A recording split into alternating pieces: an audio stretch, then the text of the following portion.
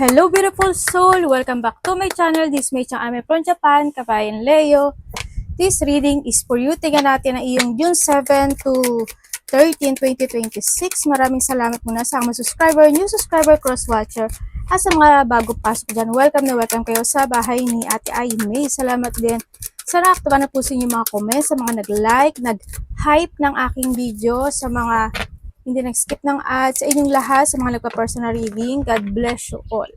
At kung gusto mo na energy mo lang talaga gusto mo makuha natin, all the details is in description below or mag-direct na kayo sa Facebook Messenger ko. Ilalagay ko sa screen yung original kasi may nagagaya sa akin para hindi rin kayo ma-scam. Pakicheck na lang dyan ha. General reading tayo, energy reading, vice versa.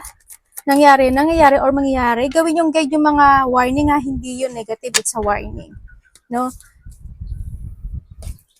I-reverse nyo ha, hindi yung kung ano yung mangyayari, gagawin nyo yun. Mangyayari talaga yun. Siyempre, i-reverse nyo siya. No? Kaya kayo bibigyan ng warning kasi gusto niya mapabuti kayo. Pero kung iniisip nyo na it's a negative, it's your choice. Ha? Tandaan nyo yun. Pero kang 2, 15, 25, 11, 32. Virgo, Leo, Capricorn, Aries, and Taurus. Connected ka sa kanila or magkakaroon ka ng connection sa kanila. Okay. Andito yung sitwasyon, may makabagay ka na iniisip na maaari ikinasisiya mo. No? Or handun yung pwedeng may nakakausap ka o kaya sa iba sa inyo is may mga nagaganap o nangyari sa inyo nakapagpapasaya sa iyo kasi maaring iba is nagkakaroon ng mga successful happen into your life. Sa iba sa inyo marami kayong iniisip. No, siguro magiging busy kayo or marami lang talaga marami lang kayong iisipin, marami mga dinidesire, may mga paninindigan kayo or may mga action ako na nakikita sa iba sa inyo. And then also, sinasabi rin dito na you need to protect yourself, no? Sa lahat ng aspeto ng buhay mo, sa mga ininom, kinakain, physically, emotionally, kung saan man yan. Handun din yung point when it comes to finances, Leo, you need to protect your finances din. Ang sinasabi dito. May mga bagay na ini-imagine ka, maaring iba sa inyo, you are inspired this time, o may mga bagay ka na ini-illusion, or nandun yung point na mas nagtitiwala ka na ngayon, o kinakailangan mo magtiwala ngayon sa iyong intuition. No, kasi may mga sign ka na makikita, o may mga sign na darating sa iyo. Kung paano man yan, number, music, sa tao, basta may mga sign, focus lang kayo sa sign no, sa iba sa inyo. May mga papuri o pasasalamat din ako na nakikita sa iba sa inyo. Pwedeng hando yung point na may pupuri sa'yo, magpapasalamat sa'yo, or ikaw ito kung kanino man. Or pwede rin kay universe, di ba? Dahil sa blessing na ibinibigay niya sa iyo.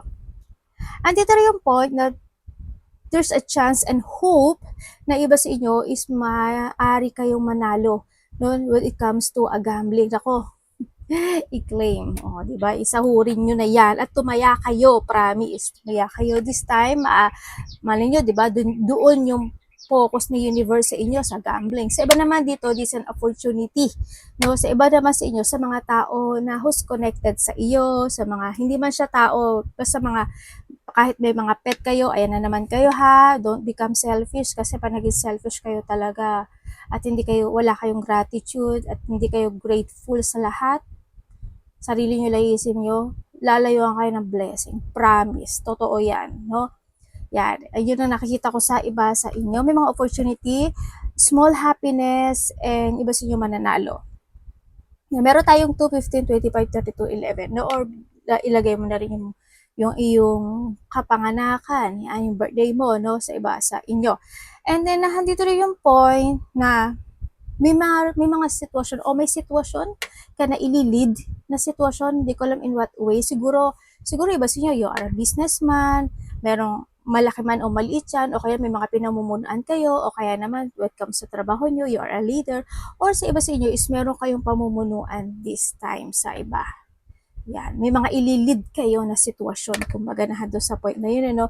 Sa iba naman is nado yung point na magkakaroon ng mga dealing, mga partnership, commitment, or sa iba sa inyo, mas more ka magkukommit this time sa intuition mo, magkukommit ka this time sa opportunity mo, sa mga gusto mo mangyari sa buhay mo, mga ganong sitwasyon sa iba ha. Sa iba naman is there's a change of a cycle happening to your life, or pwede rin naman na nagkakaroon ka na ng pag-iisip this time na gusto mo nang i-change yung cycle ng buhay mo.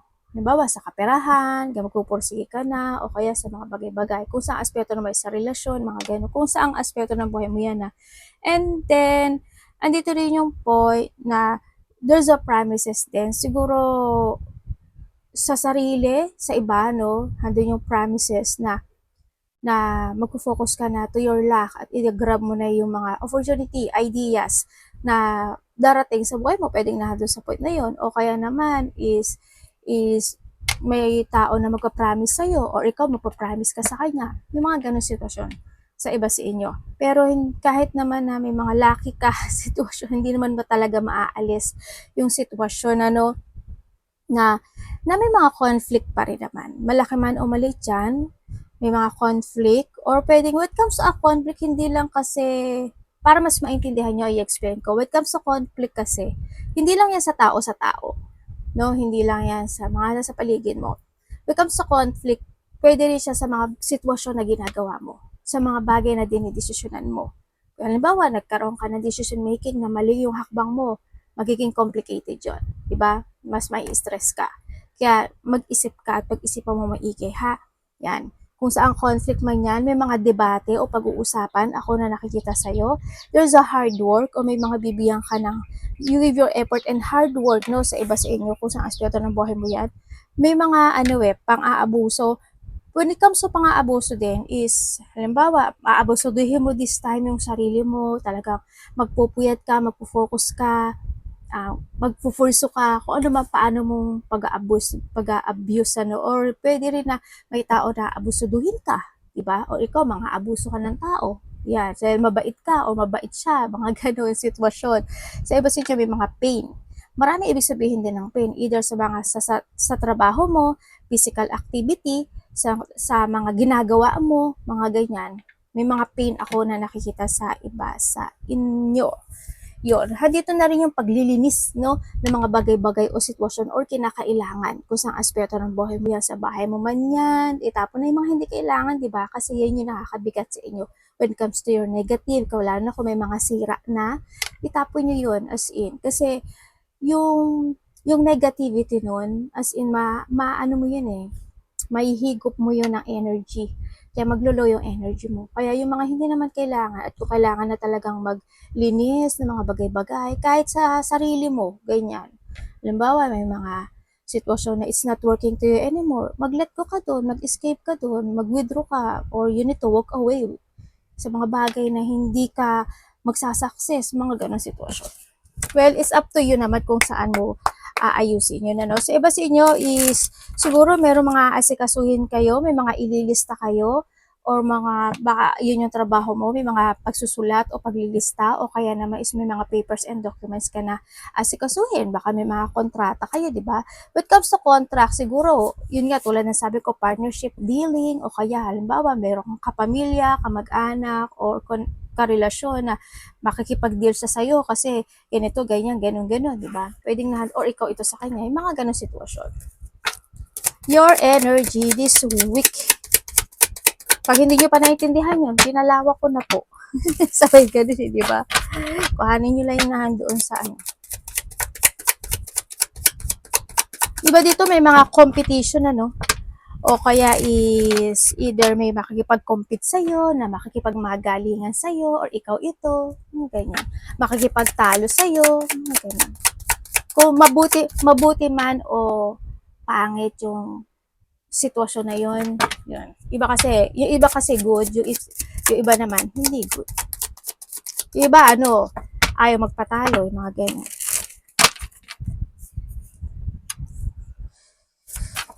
Your energy. Leo.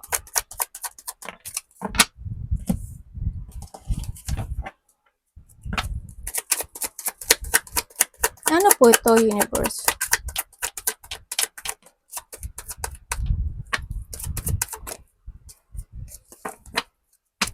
Energy po niya. Okay. Okay, when it comes sa iyong energy, this week, no? When it comes sa yung energy, Leo, ang nakikita ko sa iyo dito is may mga bagay ka daw na iisipin or iniisip, mga ganyan, sa nakikita ko sa dito. Siguro, sa mga bagay na dinidesire mo, o kaya naman yung mga bagay na maa-accomplish mo, ia-accomplish mo, yan, may mga bagay ka rin na iisipin na sa iba sa inyo, opportunity, no? Yan, may mga bagay kayo na opportunity or bagay na gusto mo nang ma-achieve, ma-fulfill. Sa iba naman, mas more daw kayo magiging more on mature this time sa nakikita ko sa dito. Ang nakikita ko sa iba sa inyo, meron kang sitwasyon, Leo, na parang hindi ka pa makaka-move on. Parang mahihirapan ka dun. May sitwasyon ka na ganun. Halimbawa, sa trabaho mo. Halimbawa, sa physical mo. Halimbawa, sa kaperahan mo, sa negosyo mo, sa relasyon mo.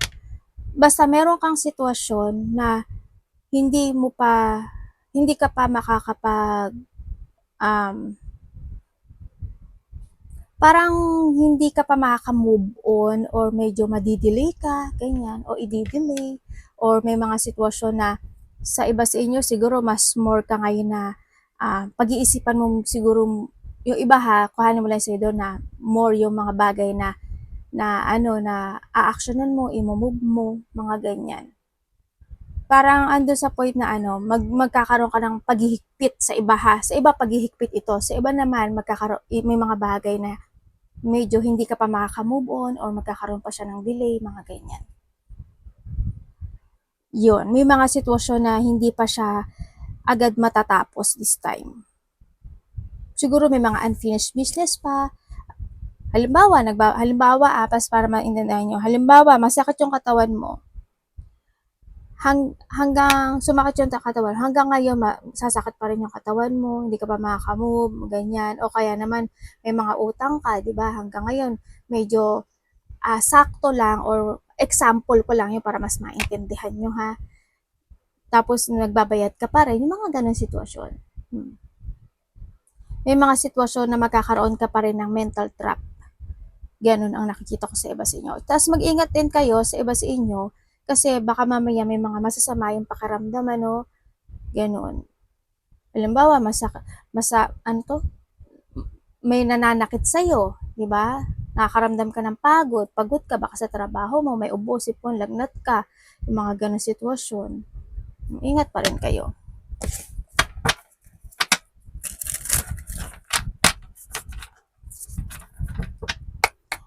Parating kay Leo.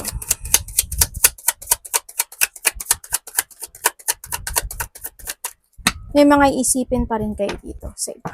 Mapipiling stuck ka or nahandun sa point na magkakaroon ka ng mga self-questioning sa sarili, maybe sa iba, ganun. May mga sitwasyon pa rin na on and off yung action mo. Gagawin, hindi gagawin, gagawin, hindi gagawin, mga ganyan.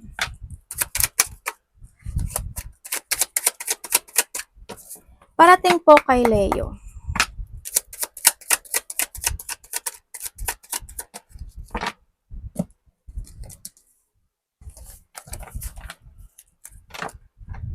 Ano po yan? Lalo. Okay. Uy.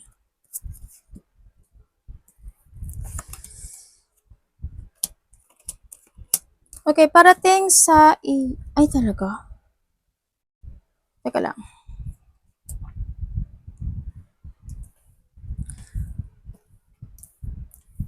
Okay, parating sa iyo, Leo. Ang nakikita ko sa iyo dito is sana mag-focus ka, kasi may mga time daw na magkakaroon ka ng mga magpapabaya. Magkakaroon ka daw ng pagpapabaya. Pwede sa sarili mo, sa physical mo, pwede sa pera mo, pwede sa mga bagay-bagay. Basta magkakaroon ka daw ng pagpapabaya. Kaya maging aware ka dun ha, i-reverse mo to ha. Tapos, ang parating din sa iyo is mangyayaring muli yung nakaraan eh. Hindi ko alam kung ano yun. Pero mayroon kang sitwasyon na either mai-stagnant ka or mangyayari siyang muli. Or mahahatak ka ng nakaraan. May sitwasyon ka na ganun. Kumbaga, Paano ko ba mai-explain? Halimbawa, nagbabayad ka ng utang, 'di ba? O kaya is may nakaaway ka, o kaya is may mga nangyaring hindi maganda, hindi ka pa rin makaka-move on, o kaya is basta mga ganun, example ko lang naman yun para maintindihan nyo. Tapos nandun din yung point na may mga sitwasyon nga na tulad ng sabi ko, delay siya, no? Baka iba sa inyo makaramdam ka ng kalungkutan, o kaya is isip ka ng negative or mga negativity, mga ganun. Sa iba naman sa inyo, ang parating sa inyo is magkakaroon ka daw ng disappointment sa taong makakausap mo or nakakausap mo or siya ito sa'yo. Mga ganon. Either may mga, sa iba mga ano to unexpected na mga intense, kalungkutan, conflict, malaki, maliit. Medyo siguro may mga bagay ka na gagawin, kakausapin na medyo mai-stress ka, yan, madidepress ka. Sa iba sa inyo, may pwede rin na ito is malilito ka sa mga bagay-bagay, di ba? Kung hindi mo alam kung ano uunahin mo, pwedeng nandun sa point na yun. May mga ganun daw sitwasyon. And then also, parating sa'yo is you will receive something. Yun ang pinaka-the best sa lahat, di ba? Ibig sabihin, may marireceive ka raw. Kasi there's an offering situation. May marireceive ka raw. Or ikaw yung magbibigay nito, maybe. Handun din yung point na magkakaroon ng mga happy gathering. Also, there's a pregnancy situation. May mga pag-uusapan, may magpipregi or mga anak man yan. Handun din yung point na may mga collaboration, joy, and creativity sa iba. Sa iba dito, creativity to. Sa iba dito, joy or collaboration. Tsaka, ako, hirap explain ano. Kasi iba medyo nahihirapan. No? Paulit-ulitin nyo, Leo, ha, para mas maintindihan nyo. And then also, mga bagong opportunity na darating sa iyo, yung iba naman sa inyo, istatahak daw kayo ng bagong direction sa buhay nyo na mararamdaman nyo na you're in a peaceful situation. Ganyan. Handito rin yung point, ang pinaka-the best sa lahat is na handito yung there's a beginning of journey happen into your life. O diba? Yan ang pinakamaganda sa lahat. Yes, magkakaroon ng mga beginning of new journey, tatahakan ng bagong journey sa buhay mo. Sa iba naman sa inyo is may mga ipupursukan ng mga project, may mga ipupursukan ng mga idea o creation. Sa iba naman sa inyo is may mga tao ka daw na makikilala, no? Bagong kakilala or makakasalamuha sa nakikita ko sa iyo dito. Alam mo, may tao dito na tahimik lang siya o hindi naman siya siguro gaano pala salita, pero bigla siyang magsasalita sa iyo. May sasabihin sa iyo. Yun ang nakikita ko dito. Parang may either sa iba dito pag-uusap or magkakaroon ng pagkakasunduan, pwedeng nandun sa point na yun. Pwedeng halimbawa, hingi siya ng pera sa'yo, hingi siya ng suporta sa'yo, hingi siya ng ganito, or ikaw ito sa kanya. May ganun ako nakikita dito. As in. Sa iba naman sa inyo is may taong nagmamatsyag sa'yo. Uy, may marireceive ka daw na na gift. Gift, tulong, pagmahal. Within the 3 days, 3 weeks, or 3 months. 3 days, 3 weeks, or 3 months, may blessing na darating sa'yo. In what way, hindi ko alam kung anong blessing yan. But still, congrats, no? May blessing. Sabi sa inyo, may matanda ako. May travel ba kayo? Or maybe may mga family traveling, union, ako na nakikita, prosperity. Meron ka kasing o bari may mga pag-uusapan kayo, di ba? O kaya may mga holiday, vacation, resting time na magaganap o mangyayari sa iba sa inyo. Yan, may hingi ng tulong or may tutulungan ka, vice versa. Tingnan natin, dapat iwasan ni Leo. Pero ang ganda ng card mo. Kahit may struggle ka, nandun yung luck. Reality talaga siya, no, ng buhay. Kasi ang buhay, hindi naman lahat yung good. Bibigyan ka niya ng warning, pero pag hindi mo ini-reverse yun, wala kang dapat sisihin. Sarili mo.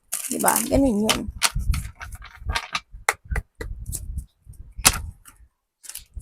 O umiwas ka sa mga bully yan. Pero tingnan natin yung dapat mong iwasan. Kasi may nakita akong bully eh. dapat mong iwasan, Leo.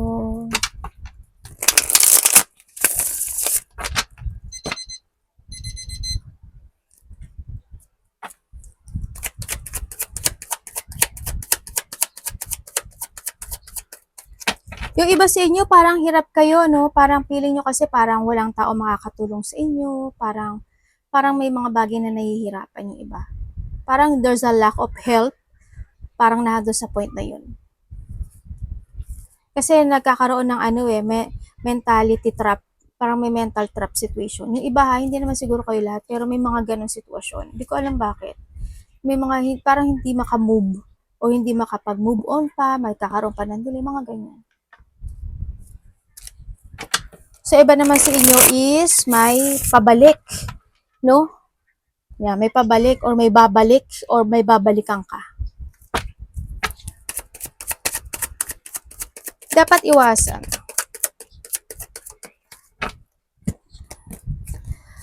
Okay, dapat mong iwasan, Leo, is, syempre, yung mas stagnant ka. Iwasan mo yun. Iwasan mo yung tamarin ka, tapos ma-feeling stuck ka. Iwasan mo rin na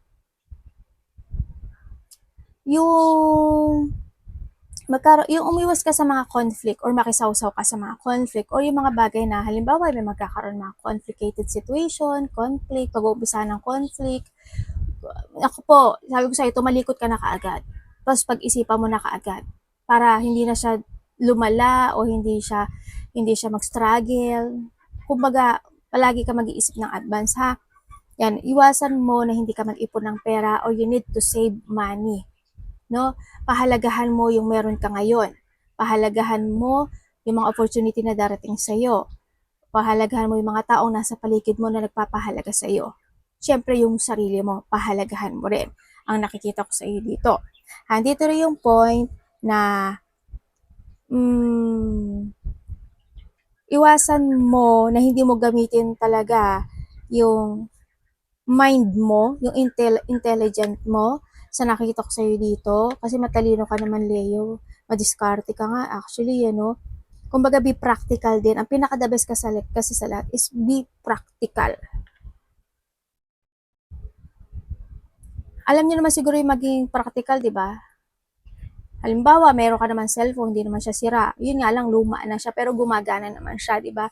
Pero gusto mo na ng iPhone 17, halimbawa. Gusto mo na ng bagong cellphone. Kasi naka 4 years na yon, kasi naka 5 years na yon, naka 3 years na yon, pero gusto mo ng bago. Sa tingin mo, practical yon? Hindi.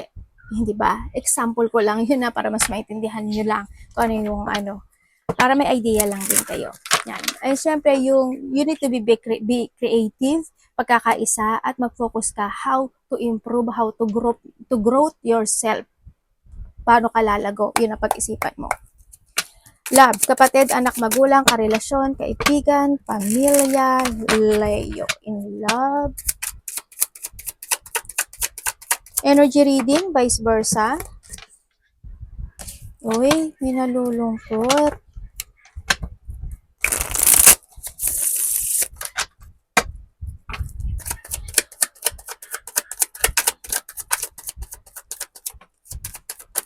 Uy, may devil. May devil. Hala, Leo. Talaga po. Leo. Sandali. Kuhanin natin ha. Leo, may nag-iisip sa'yo ng masama. May tao na gusto kanyang mawala. May gusto kanyang malasin. Gusto kanyang ma-deadball. As in, may dark thought ito sa'yo. Sa iba naman sa inyo is kung merong mga sitwasyon na na-stagnant, tapos parang may inaayos ka at ang nakita ko kasi parang may inaayos ka or parang may aayusin ka sa nakita ko to either mga papers and documents, within the 3 days, 3 weeks, 3 months, marireceive mo daw ito. Yun na nakita ko. Kung 3 days yan, siyempre, mga ano na yan, ano na ba ngayon, basta bilangin mo, diba? O kaya days, weeks, months, ganyan. Marireceive mo daw. Kung may aayusin ka raw ha, yun na nakikita ko dito. Sa iba sa inyo, o baka naman ikaw yung nag-iisip ha, na sana ganito, sana malos ka, ganyan-ganyan, malasin ka, may nag-aano sa'yo ha, Leo, yung asin-asin mo. Ipapakita ko sa inyo yung ano ko ha, para may idea kayo. Ito yung asin ko. Nakita nyo yan? Bumili kayo ng ganito. May mga ganito sa mga Temu, ganyan. Ayan o, tissue yan, tissue. Tapos araw-araw yan, tuwing umaga, anin ko yan. Basta partible ko lang yan eh. Yan, gawin mo yan araw-araw, papalitan mo yan ng asin. Ha? Tissue lang, gumupit ka lang ng tissue, tapos lagyan mo lang sa loob ng yung asin sa tissue. Hindi ko ma-explain. Engot talaga ni ate. Yan, parang ganyan siya. Iba-ibang klase yan eh, iba-ibang style. Ano ko lang yan, pinipin ko lang yan, pinapartible ko lang yan sa sarili ko. Tapos, ipa-flush nyo yun i-flush nyo yun yung pinagpalitan. Kasi pagka tinapon mo lang yun sa basurahan na hindi siya nag-flush, mag-spread uli yung negative na nahikop niya. Your love.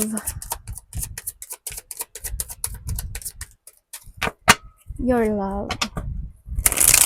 Yan, nakapulot na naman kayo sa akin na ano ha.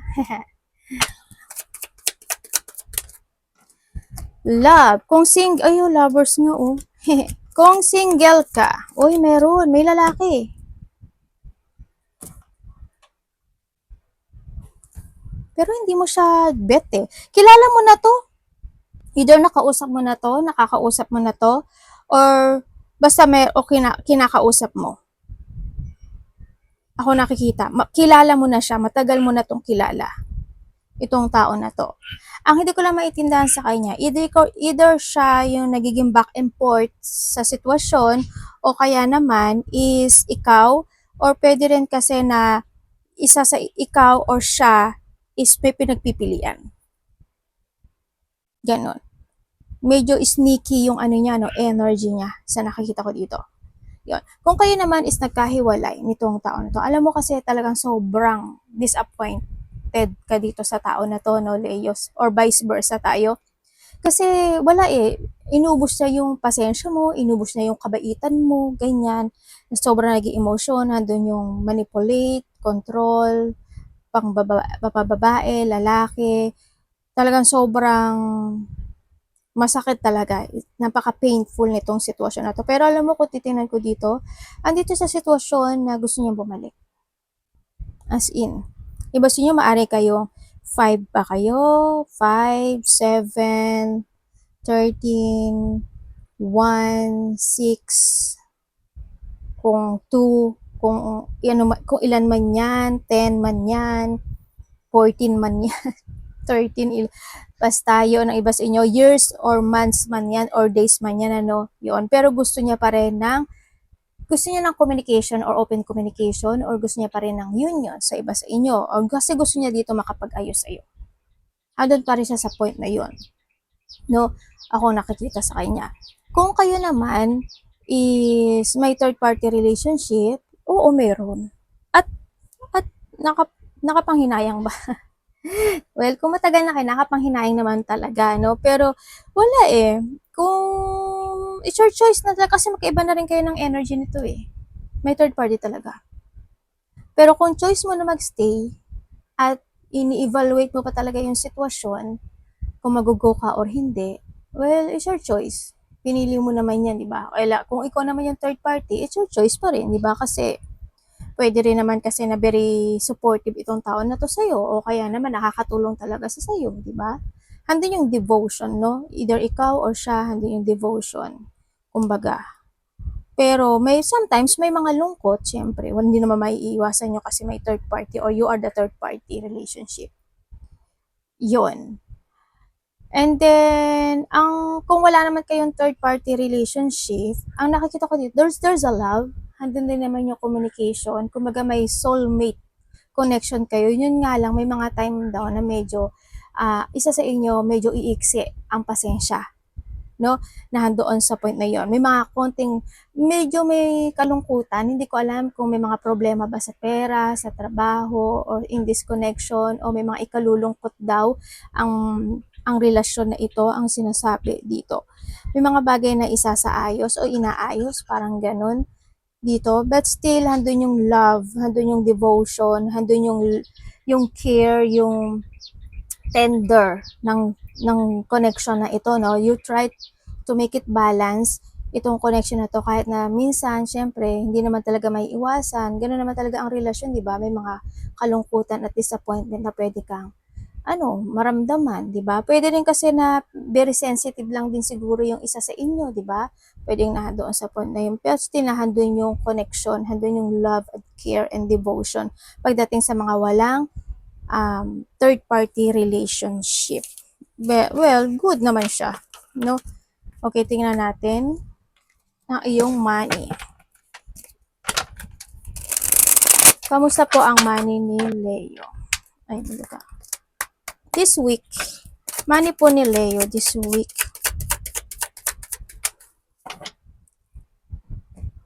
Uy, patay tayo dyan. May ano pa. Sorry.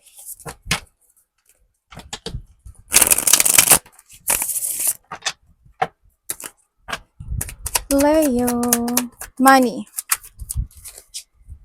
Nak! Keng kakang. Okay, when it... Ay, dalawang babae yun. Magkakaroon ka ng connection sa dalawang babae? Either kapamilya, katrabaho, no? Okay, trabaho and money to, ha? When it comes sa trabaho mo, stable ka naman eh. Stable ka sa trabaho mo this time, sa nakita ko dito. Parang, siguro kung gusto mo umalis, hindi ka makaalis. O kaya naman, is gusto mo pumili ng trabaho, hindi ka rin makaalis, hindi ka makapag-desisyon. O sa iba naman sa inyo, stable naman yung nakikita ko dito. Kung sa pera ito, mag-ingat ka, Leo, ha? Wawarningan kita. May scam ako na nakikita sa iyo. May tao na gagamitin ka. May tao na aabusuduhin ka. May tao na mag-ingat ka. May nakikita akong credit card. Hindi ko alam kung ano yung credit card. May card ba kayo? Hindi ko alam kung anong connection na yun eh, no? Yan, ingat ka na lang. Tsaka sa mga makakausap mo, sa mga link, ganyan. Kung may mga gadget kayo, mga GCash or something, hindi ko alam kung ano yung meron sa Pilipinas. Mga ganyan, ingat kayo ha. Tsaka nandun din yung point na may nakita akong makasarili at sakim na tao eh, no? May taong magsisinungaling.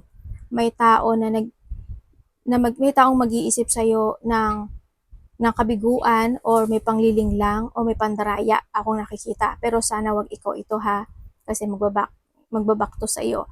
Meron din ako nakikita, Leo, na sa iba kasi sa inyo para mag-overspend ka ng pera. Hindi ko alam. Sa iba ganun ha. Kuhanin mo lang yung isa doon sa inyo.